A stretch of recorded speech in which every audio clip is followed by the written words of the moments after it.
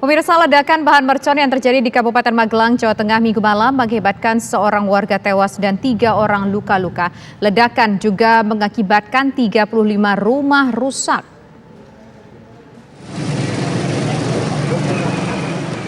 Dahsyatnya ledakan bahan mercon yang terjadi di Kabupaten Magelang, Jawa Tengah Minggu malam mengakibatkan seorang warga tewas dan 3 orang luka-luka.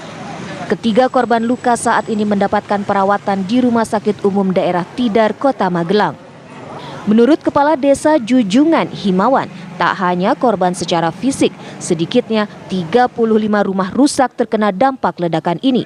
Bahkan 5 diantaranya dalam kondisi rusak berat dan tidak layak huni. Sementara kerusakan rumah warga mulai dari yang parah sampai ke yang ringan sekitar 30 rumah, kurang lebih sekitar 30 rumah. Untuk yang rusak berat, Pak?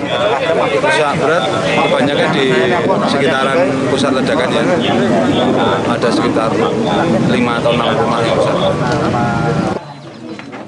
Ledakan ini diduga bersumber dari bahan mercon dan terjadi usai warga melaksanakan sholat tarawih pada Minggu malam. Kejadian ini kini dalam penanganan Polresta Magelang. Dari Magelang, Jawa Tengah, Edi Suryana, TV One mengabarkan. Lantas bagaimana pemirsa informasi terkini dari penyelidikan kasus ledakan bahan mercon hingga menewaskan 1 orang? Kita sudah terhubung dengan Kapolresta Magelang, yaitu ada Kombes Pol Ruruh Wicaksono. Selamat sore, Pak Ruruh. Selamat sore, Mbak. Ya, Pak Ruruh, bisa diinformasikan mungkin lebih detail lagi siapa sebetulnya menjadi penyebab utama dari peristiwa mercon yang meledak ini? Apakah sudah ditetapkan tersangka? Baik, Mbak, saya jelaskan. Jadi pada hari Minggu, tanggal 26 Maret 2023 pukul 20.05, ketika masyarakat sekitar sedang melaksanakan taraweh, terjadi ledakan di salah satu rumah milik saudara Mufid, yang kebetulan yang bersangkutan ada di lantai 2 rumahnya. Kemudian berdasarkan dari keterangan saksi-saksi, kurang lebih 8 orang yang sudah kita minta keterangan, termasuk istrinya, yang bersangkutan itu pada saat jam tersebut naik ke lantai 2. Lantai 2 ini atap, tidak ada atap, jadi ruang terbuka, seperti dek seperti itu. Kemudian diduga yang bersangkutan itu meracik bahan-bahan untuk membuat petasan. Kemudian terjadilah ledakan yang mengakibatkan kurang lebih rusak rumah, 5 unit rumah rusak berat, kemudian 6 rusak ringan, serta korban sekaligus yang bersangkutan saudara Mufid yang memiliki rumah meninggal dunia. Demikian, Pak. Baik. Nah, kemudian kondisi dari 3 korban lainnya seperti apa? Untuk selain korban meninggal dunia, ada 3 orang yang kita rujuk ke rumah sakit yang bersangkutan sesaat setelah kejadian karena berada di sekitar TKP mengalami sesak nafas karena ada debu serta asap yang diakibatkan oleh ledakan. Kemudian di samping itu yang bersangkutan tadi malam langsung dipulangkan. Kemudian di samping itu ada 2 orang lagi, yaitu balita umur 1 tahun luka memar di dahi akibat tertimpa sebuah benda.